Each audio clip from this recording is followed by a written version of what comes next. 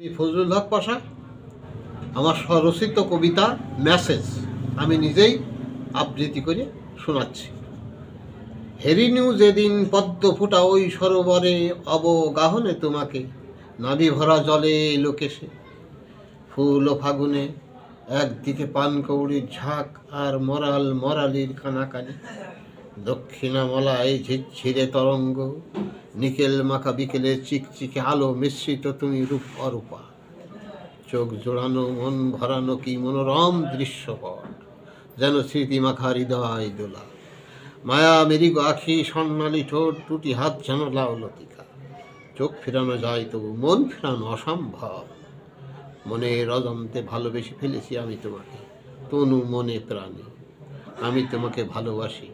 ভালোবাসি ভালোবাসি। তাই তোমার মোবাইলে আমার প্রেরণকৃত মেসেজ আমার প্রতি তোমার অনুরাগের উষ্ণ আকর্ষণের অপেক্ষায়।